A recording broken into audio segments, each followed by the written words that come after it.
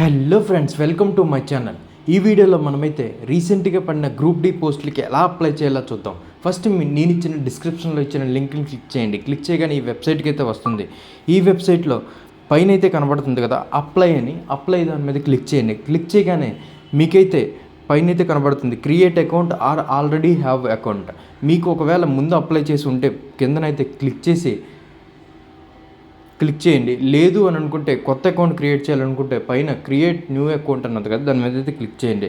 నాకు already account ఉంది కాబట్టి కిందనైతే క్లిక్ చేస్తున్నాను. క్లిక్ చేసిన వెంటనే మీకైతే మీ యొక్క మొబైల్ నెంబర్ అలాగే మీ యొక్క పాస్వర్డ్ అయితే అడుగుతుంది. ఇచ్చి లాగిన్ అవ్వండి. లాగిన్ అయిన తర్వాత ఈ యొక్క ఏదైతే ఉందో ఆ పోర్టల్కి అయితే వస్తుంది. ఇక్కడైతే కొన్ని ఇన్స్ట్రక్షన్స్ అయితే ఇచ్చాడు. ప్రతి ఒక్క ఇన్ఫర్మేషన్ని మీరు క్లారిటీగా చదివి మీరైతే దీనికైతే ఆన్లైన్ అప్లికేషన్ అయితే స్టార్ట్ చేయవలసి అయితే ఉంటుంది. ఫస్ట్ మీరైతే ఇక్కడ చూసుకున్నట్లయితే మీకు కొన్ని ఇన్స్ట్రక్షన్స్ అయితే ఉన్నాయి. అవి ఏంటంటే ఎగ్జామ్ ఏ లాంగ్వేజ్లో ఏ లాంగ్వేజ్లో ఉంటుంది, అక్కడ పేపర్ అనేది ఏ లాంగ్వేజ్లో అయితే మీకు ఇస్తారు. ప్రతి ఒక్క ఇన్ఫర్మేషన్ అనేది ఈ ఇన్స్ట్రక్షన్లో అయితే ఉంటుంది. ఈ ఇన్స్ట్రక్షన్ క్లారిటీగా చదివి మీరైతే ఆన్లైన్ అప్లికేషన్ మీద అయితే క్లిక్ చేయవలసి అయితే ఉంటుంది. ఆన్లైన్ క్లిక్ చేసిన తర్వాత ఇక్కడైతే మీరైతే సెలెక్ట్ చేసుకోవచ్చు ఏ రీజన్కి మీరు అప్లై చేసుకుంటున్నారని.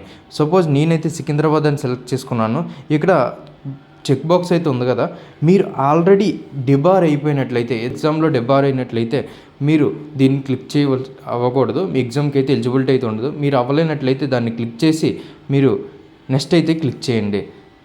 క్లిక్ చేసిన వెంటనే నేను ఆల్రెడీ ముందు అప్లై చేశాను కాబట్టి ప్రతి ఒక్క డీటెయిల్స్ అయితే క్యాప్చర్ చేస్తూ ఉంటుంది. సో ప్రతి ఒక్క ఇన్ఫర్మేషన్ ఆల్రెడీ ప్రీవియస్ ఇచ్చిన అప్లికేషన్ బట్టి ప్రతి ఒక్క ఇన్ఫర్మేషన్ అయితే తీసుకుంటుంది. మీ యొక్క ఫస్ట్ నేమ్, లాస్ట్ నేమ్, మీ యొక్క మోల్స్ కానీ, మీరు ఓబీసీ కేటగిరీలో ఉన్నా కానీ, మీ యొక్క పర్సనల్ అడ్రస్ డీటెయిల్స్ కానీ, ప్రతి ఒక్క ఇన్ఫర్మేషన్, పర్మనెంట్ అడ్రస్ కానీ, ప్రతి ఒక్క ఇన్ఫర్మేషన్ అనేది ముందు ఏదైతే ఇస్తామో అదనేది ఇక్కడైతే రీక్యాప్ అయితే చేసుకుంటుంది. ప్రతి ఒక్క ఇన్ఫర్మేషన్ మీరైతే చెక్ చేసుకొని క్లారిటీగా మీరైతే నెక్స్ట్ అయితే క్లిక్ చేయండి. క్లిక్ చేసిన తర్వాత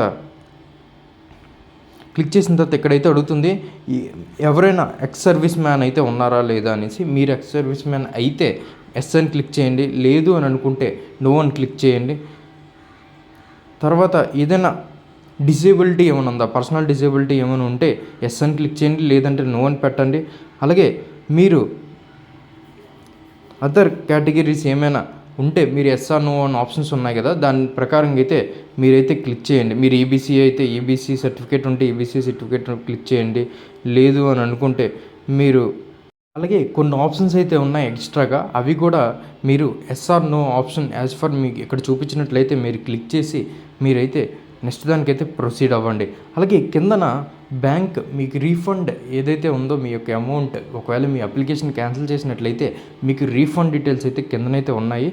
ఆ రీఫండ్ డీటెయిల్స్ కూడా మీకు ఏ అకౌంట్కి రీఫండ్ కావాలి అని ప్రతి ఒక్క అకౌంట్ నెంబర్ కానీ, యొక్క ఐఎఫ్ఎస్సి నెంబర్ కానీ, ప్రతి ఒక్క ఇన్ఫర్మేషన్ అయితే కిందనైతే ఇవ్వండి.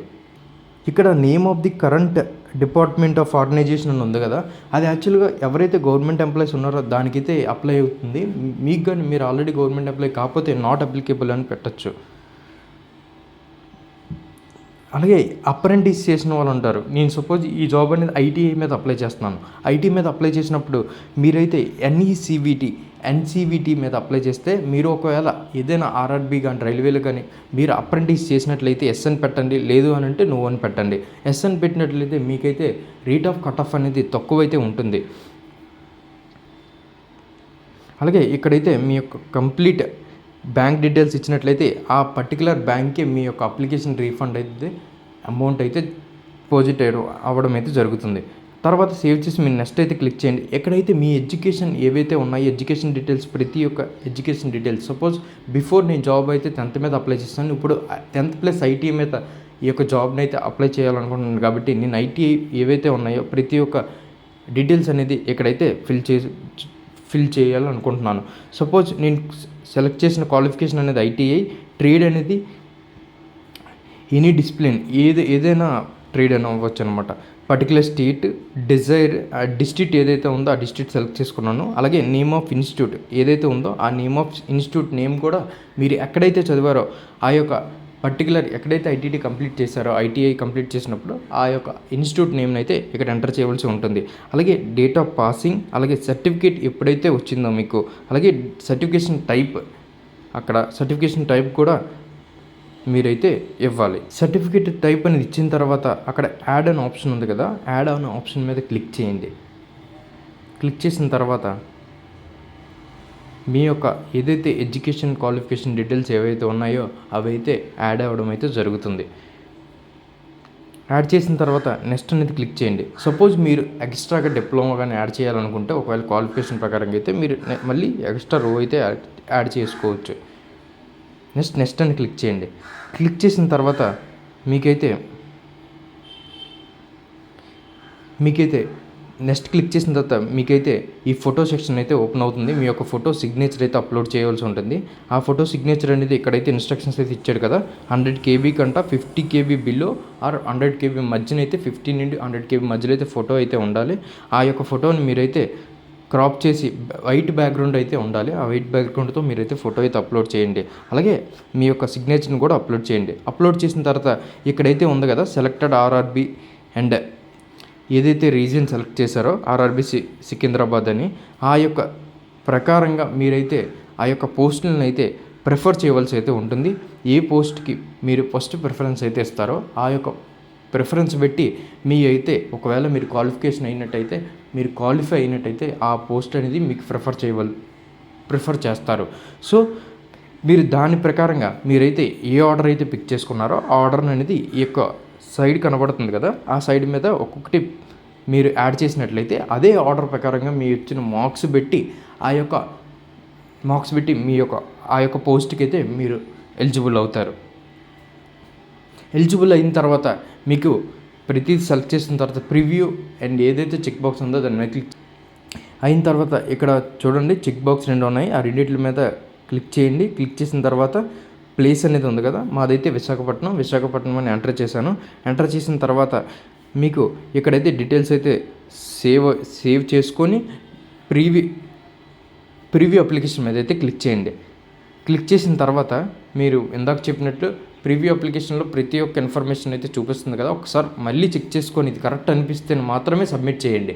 ఒకవేళ మీరు సబ్మిట్ చేసినట్లయితే మీ కరెక్షన్ అవ్వడానికి కొంచెం ఇబ్బంది అయితే అవుతుంది, కానీ దానికి పర్టికులర్ డేట్ అయితే వాళ్ళు అనౌన్స్ చేస్తారు. ఆ యొక్క డేట్ మధ్యలోనే ఏమైనా కరెక్షన్స్ ఉంటే మీరైతే చేసుకోవాల్సి అయితే ఉంటుంది. అంత కరెక్ట్ అనుకుంటే ఒకసారి చెక్ చేసుకొని మీరైతే ప్రివ్యూ అప్లికేషన్ మీద అయితే క్లిక్ చేయండి.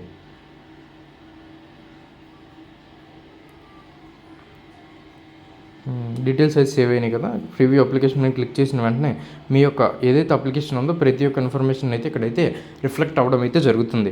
దాని మీద ఇది ఓకే, ఇది అన్నీ కరెక్ట్ అని అనుకుంటే కింద చెక్ బాక్స్ ఇచ్చారు కదా, దాని మీద క్లిక్ చేసి మీరైతే అప్లికేషన్ అయితే సబ్మిట్ చేయవలసి అయితే ఉంటుంది. సబ్మిట్ చేసిన తర్వాత మీ యొక్క అప్లికేషన్ అయితే సబ్మిట్ అవుతుంది. అలాగే నెక్స్ట్ అనేది పేమెంట్ ఆప్షన్. మీకు ఈ యొక్క అప్లికేషన్ అనేది 500 అమౌంట్ అనేది ప్రతి ఒక్క అప్లికేషన్కి అయితే వాళ్ళు అయితే ఛార్జ్ చేస్తున్నారు. ఆ యొక్క అమౌంట్ అనేది మీ యొక్క ఫోన్పే లేదా గూగుల్ పే ఏదైనా ఒక పేమెంట్ గేట్వే ద్వారా అయితే మీరైతే పేమెంట్ చేయవలసి అయితే ఉంటుంది. నేనైతే ఫోన్పే క్లిక్ చేసుకున్నాను. ఫోన్పే క్లిక్ చేసుకొని ఫోన్పే ద్వారా అయితే నేనైతే పేమెంట్ అయితే చేశాను. ఎందుకంటే క్యూఆర్ కోడ్ అనేది నేను ఆప్షన్ తీసుకున్నాను కాబట్టి క్యూఆర్ కోడ్ ద్వారా అయితే మీరైతే ఫోన్పే చేయొచ్చు. ఒకవేళ మీకు పేమెంట్ సక్సెస్ఫుల్ అయితే మీకైతే ఇలాగైతే జనరేట్ అవుతుంది. ఈ రిసిప్ట్ జనరేట్ అయిన తర్వాత మీ యొక్క పేమెంట్ అయితే కంప్లీట్గా వాళ్ళు రిసీవ్ చేసుకున్నట్లయితే ఇక్కడ వస్తుంది. అలాగే మీరు ఇక్కడ స్టేటస్ అయితే చెక్ చేసుకోవచ్చు, మీ యొక్క పేమెంట్ కంప్లీట్ అయిందా లేదా అని. ప్రతి ఒక్క ఇన్ఫర్మేషన్ అయితే ఇక్కడైతే మై అప్లికేషన్లోకి వెళ్ళి మీరైతే ఆ యొక్క అప్లికేషన్ స్టేటస్ అయితే చెక్ చేసుకోవచ్చు. వీడియో నచ్చితే లైక్ చేయండి, సబ్స్క్రైబ్ చేయండి, అలాగే పక్కనున్న బెల్ ఐకాన్ మీద అయితే క్లిక్ చేయడం మర్చిపోకండి. Thank you.